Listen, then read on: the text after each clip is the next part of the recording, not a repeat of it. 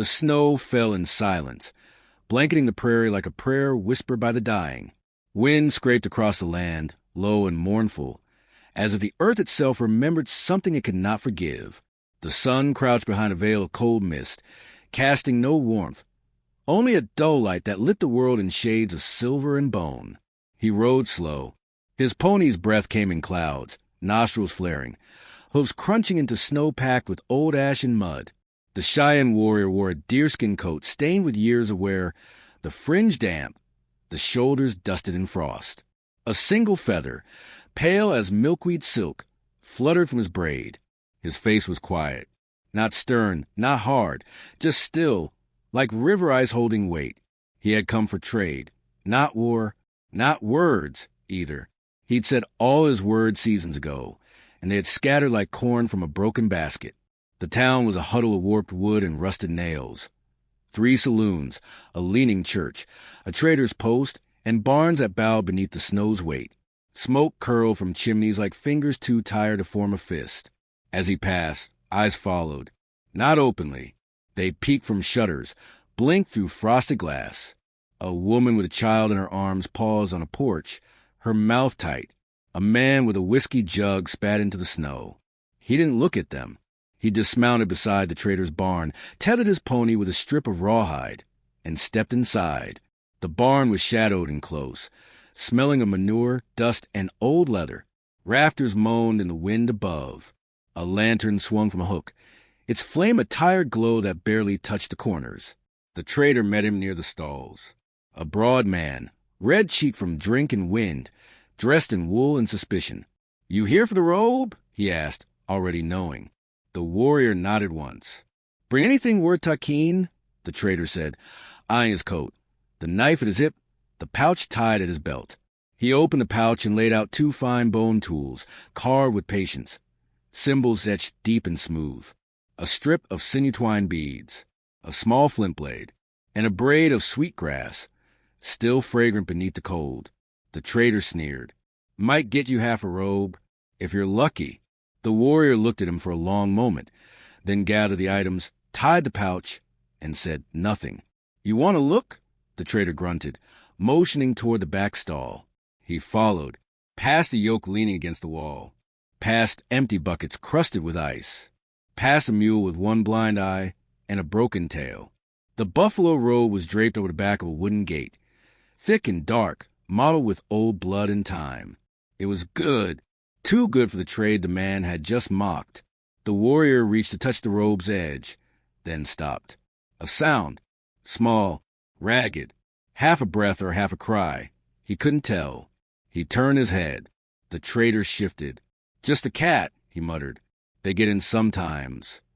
But the warrior stepped away from the robe, past a stack of feed sacks, toward the last stall. It was half covered with a tarp, tied at the base. Something in the air shifted. Not the smell, but the weight of it. He pulled back the tarp. And there she was, huddled against the back wall. Her hands were bound, wrists red with the bite of rope. Her dress was torn, streaked with blood and hay and filth. A rag stuffed her mouth. Her eyes were wide, full of fear, but not surprise. They had left her here long enough to expect no one. Behind him, the trader's boots scraped backward in the straw. "Wasn't me," he said quickly. "Found her like that. Don't know who she is. Don't want no trouble." The warrior didn't speak. He knelt, slow, and pulled the rag from her mouth. She coughed a raw sound and turned her head as if ashamed of breathing. His knife flashed once, swift and clean. The ropes felt as straw, like shed skin. She didn't move. She just stared at her hands, trembling in her lap, fingers curled as if still tied. The warrior stood, turned to face the trader, whose mouth was wet and twitching. "You want her?" the man said, voice dropping low. "She's yours. Ain't nobody asking questions." Still no words. The warrior took off his coat and draped it over the woman's shoulders. Then he reached into his pouch, pulled a carved bead string, and dropped it at the trader's feet. "That's what she's worth to you," he said. His voice was like snow falling on cedar, quiet, but final. He helped her stand. She winced but said nothing. Her ankles were bruised. One leg dragged slightly. He let her lean against him. She smelled of iron and soil and something beneath that, like lilac too long buried in frost. They stepped out into the wind. The town was still watching. One boy darted across the street, mouth open. A curtain twitched in the church. But no one spoke. No one came forward. They didn't mount the pony. They walked, her arm around his waist, his steps slow enough not to jar her. Snow kissed her lashes and melted in her hair. The coat hung past her knees, too big, too warm. They left the town behind. The trail curved northward, toward a place where the land rose in small, snow-hillied shoulders. A cabin waited there, forgotten and half-sunken near a grove of juniper. The door creaked on its hinges, but stayed closed when shut. Inside, the hearth was cold. He knelt, struck flint, coaxed flame from tinder and bark. Fire bloomed like memory. She sat beside it, cross-legged, rubbing her wrists. She didn't cry. He handed her a cup of boiled snow and watched her drink. Later, she slept beneath a robe he had kept folded for years. It smelled of smoke and old sage. He sat by the door, knife across his lap, listening to the wind pace outside. Morning came slow. She woke, blinking at the rafters, unsure she was free or dreaming. He handed her a bowl of stew made from dried meat, water, and prairie turnip. She took it without thanks, just a nod. Gratitude felt too thin a word for what she carried. Outside, the sun broke through the clouds at last. Snow glittered on every limb. In the silence between them, something settled. Not peace, not trust, but something quieter and more enduring. Later, she moved to the fire, held out her hands, and whispered, "Thank you." He didn't answer. Instead, he took out the bone carving he hadn't offered the trader, a spiral shape, simple but balanced. He set it beside her on the floor, then stood and went out to split wood. Behind him, she picked it up, held it, turned it in her hand like it meant something. Because it did. That night, neither of them spoke. But when he lay down across the room from her, she didn't look away. She watched him until her eyes closed. Sleep came without fear for the first time in weeks. The wind eased its voice. The snow still fell. But now it fell between two souls who, by accident or fate, had found one another in the quiet break of a world too often cruel, and begun something not yet spoken but already real. Smoke drifted from the chimney in a single gray ribbon, the kind of smoke that lingered low, too heavy to rise, like grief that hadn't found words. The cabin stood crooked on the edge of the trees, logs darkened with rain and time. Its roof sagged in the middle, but the fire inside burned steady, fed by the hand of someone who knew that warmth, when offered, was more than survival. It was a kindness. She sat near the hearth, wrapped in the buffalo robe he had given her. Her legs were tucked beneath her, bare feet pink from a cold. Her hair was brushed now. Those strands still clung to the edge of her cheek, where her skin bore the shadow of old bruises. She watched the flames with the stillness of someone learning how to belong in her own body again. He moved around her without sound, tending the kettle, stacking wood inside the door, laying his rifle across the windowsill when night deepened. He didn't speak unless necessary, but neither did he withdraw. His silence was not the kind that punished. It was the kind that allowed. She studied him sometimes, quiet as a sparrow, the way he moved through space, neither claiming it nor shrinking from it. His eyes didn't linger. When they did meet hers, it was never with hunger or pity, but something simpler, stranger. Recognition, maybe, or memory. Outside, the snow had begun to melt in thin streams down the bark of the pines. Spring was far off yet, but the air smelled less bitter than it had days before. She had been with him nearly a week. Her voice, when it came, was soft from disuse. "You live here alone?" He nodded. She looked down at her hands. The rope burns were fading now, but the shame clung like dust in the creases of her fingers. "You don't ask me where I came from." He stirred the stew in the kettle and said nothing. She waited, then said, "A man locked me in that stall because I wouldn't keep quiet." Her voice caught. He thought no one would hear me over the wind. He ladled the stew into a tin bowl and set it beside her. "I heard." She didn't thank him. She couldn't. Not yet. Words felt brittle in her mouth. and she feared they'd break if she used them too often. But she took the bowl, and that was enough. That night, while he sat carving something by lantern light, she stood and reached for the comb he had set out near her bedroll. Her fingers moved slow through her hair. Her eyes watched him, not just with curiosity, but something deeper, a question she didn't yet know how to shape. When she lay down, she didn't turn away from him. Sleep came quicker now. Not easily, but without fear. Word spread. In the town, whispers began to stir like dust in a sunbeam. "She's back," someone said. "The one they thought was dead. He's keeping her up there like a squaw. Probably got her on her knees and thankful for it. She's no better than she was before, just hiding behind a different kind of man." These voices didn't reach her ears directly, but she felt them like the cold through a chink in the wall, the silence that arrived when she walked into a room, the looks women gave her, some with sorrow, most with judgment, as if she'd bled on something that wasn't hers to stain. She went with him to the trading post once, wrapped in a robe, hair braided and pinned, her face tilted toward the wind as though she could make herself immune to it. He stood beside her, eyes on the road, while she gathered supplies. No one stopped her. No one offered help, but they didn't stop her. And when she returned, she brought back thread and a needle. She sat by the fire, day after day, stitching pieces of old hide into something useful. The thread steadied her fingers. The repetition gave her space to breathe. She did not hum. She did not sing. But once, he heard her whisper a lullaby beneath her breath, the kind mothers used back when they still believed their children would grow up untouched by the world. He left her a strip of dyed cool one morning, laid gently beside her sewing basket. She touched it with the tips of her fingers, then smiled just a little. That afternoon, he carved her a comb. Not a gift, not a gesture, just something he made and left on the table near her bowl. The wind came again, harsh and sharp, and with it, footsteps. 2 men rode up the trail. One dismounted. The other waited in the saddle, chewing on a toothpick. Their coats were slick with melting snow. Their eyes were harder than their hands. She saw them from the window and didn't move, but her breathing changed. They knocked. The warrior opened the door with his hand on the frame. He didn't reach for his rifle. He didn't need to. "Word is you got someone up here don't belong to you," the man on the steps said, smiling like a knife. The warrior didn't reply. The man went on. "Maybe she don't remember where she belongs. Maybe you're reminding her too gentle."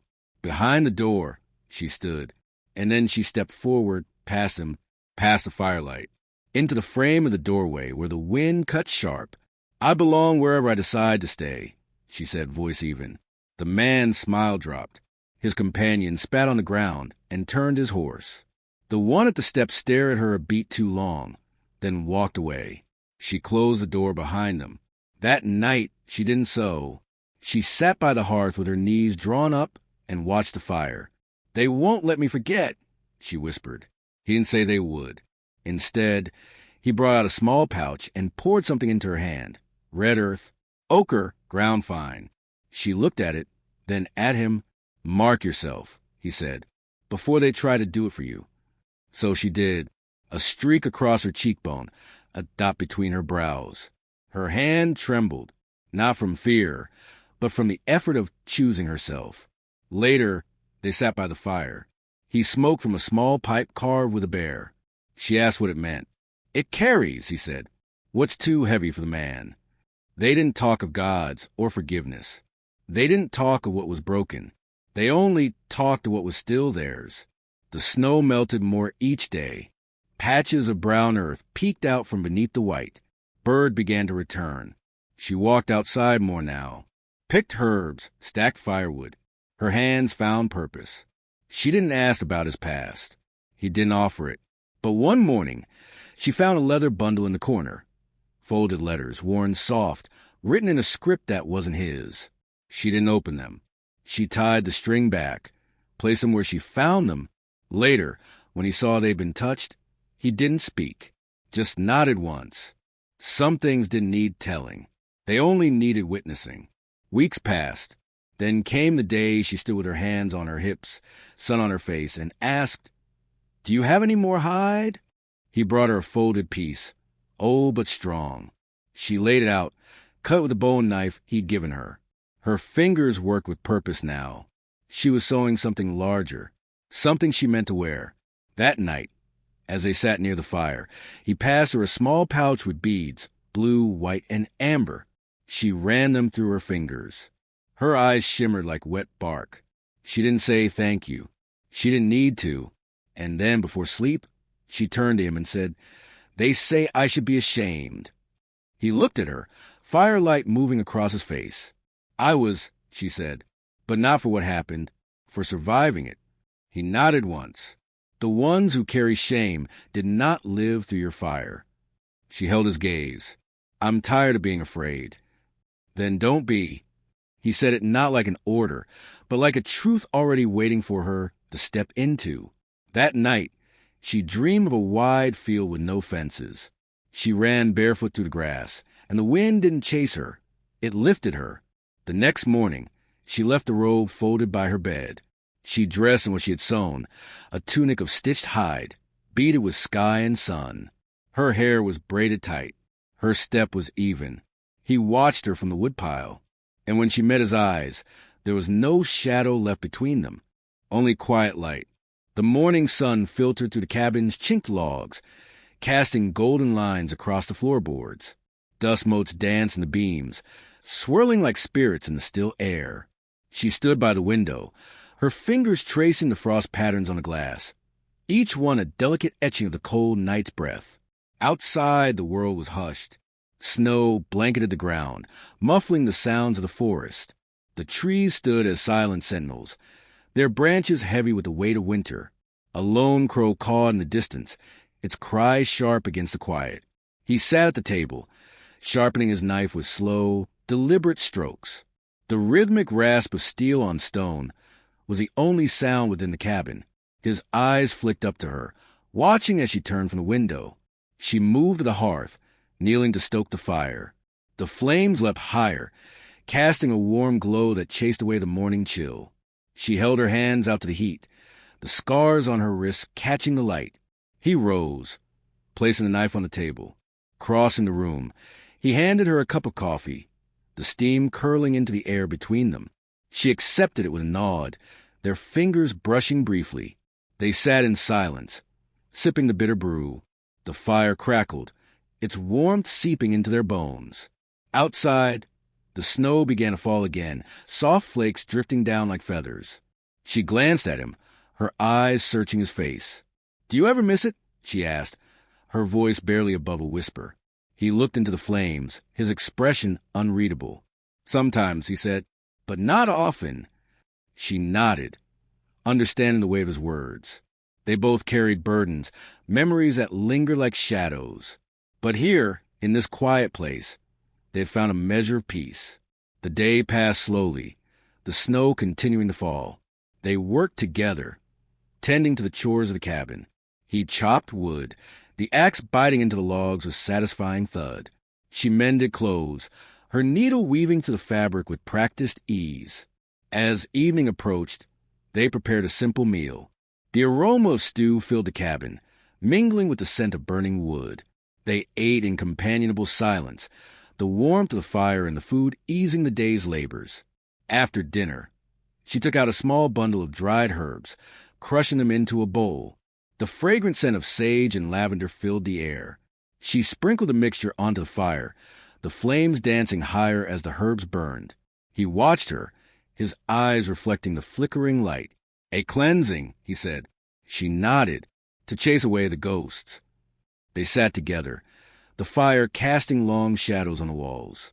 The weight of the past hung between them, but in the stillness, there was also a sense of release.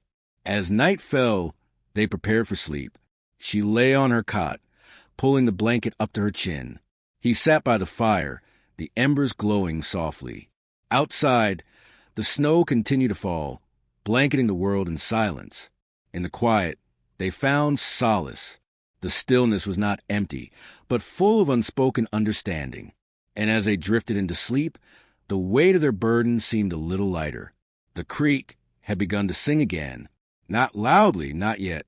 Just a soft murmur beneath the snow melt, threading its way over stone and root, whispering the old songs only spring knew. Where once the frost had locked the land in silence, now there was movement, water sliding like silk between banks, the earth beneath beginning to breathe again. She stood with her toes in the muddy edge of it, her boots in her hand, her dress gathered at her knees. The cold bit her skin, but she didn't flinch. The cold reminded her she was still here.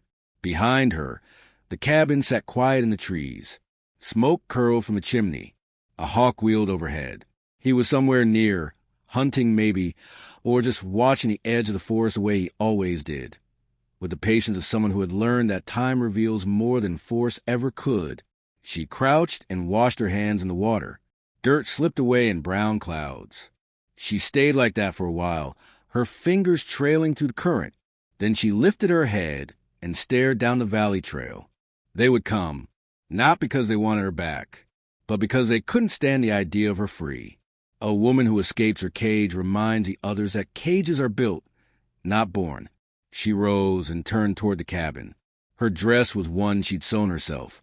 Leather panels, stitched in long rows, decorated with soft beadwork that caught the light but didn't beg for it. Her hair was braided tight, not to hide behind, but to hold her upright. She crossed the field barefoot, letting the earth welcome her. He was waiting on the porch, pipe in hand, gaze turned toward the valley. He didn't speak when she reached him, just nodded once, as if to say, "You are ready? They'll come by the river road," she said. "It's flatter, easier for wagons." He tapped out the ash from his pipe. "You sure they'll come at all?" She met his eyes.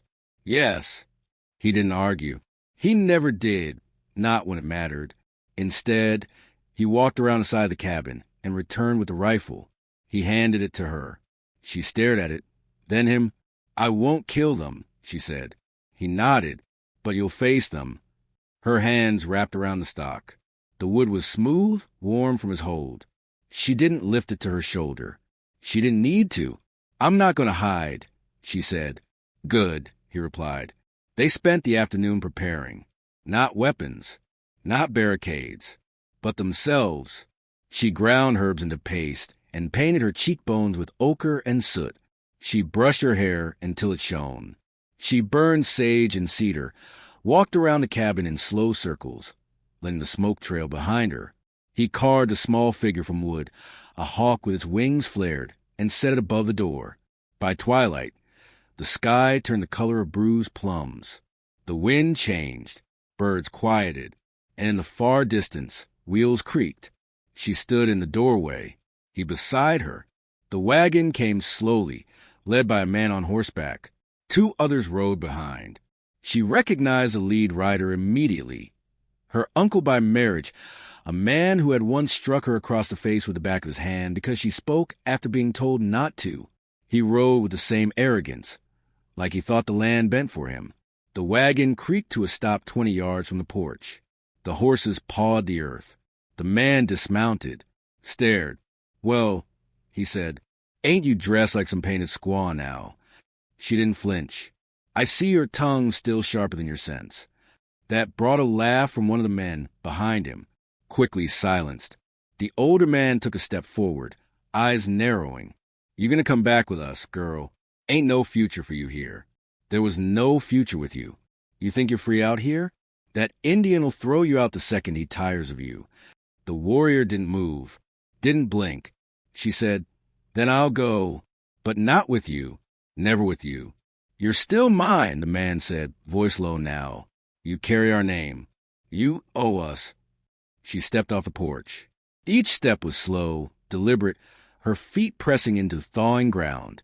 "I owe you nothing," she said. "You left me in a barn stall to die. You disgraced us. I survived you." He moved toward her like he might grab her arm. The warrior shifted his weight, hand resting on the knife at his belt. He didn't draw it, didn't need to. She lifted the rifle, not pointed, just held. The movement alone was enough.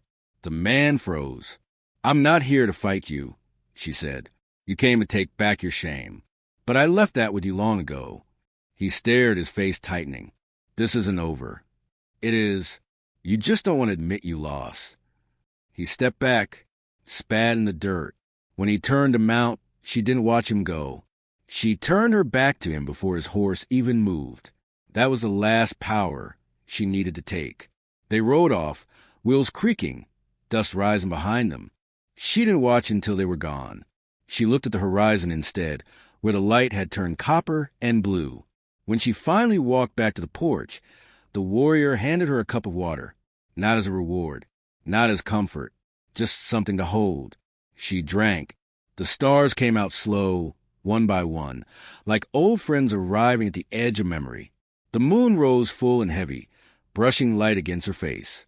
They sat in silence for a while. Then she said, "When I was little, I used to think snow melted faster where it was wanted, where people loved the land underneath."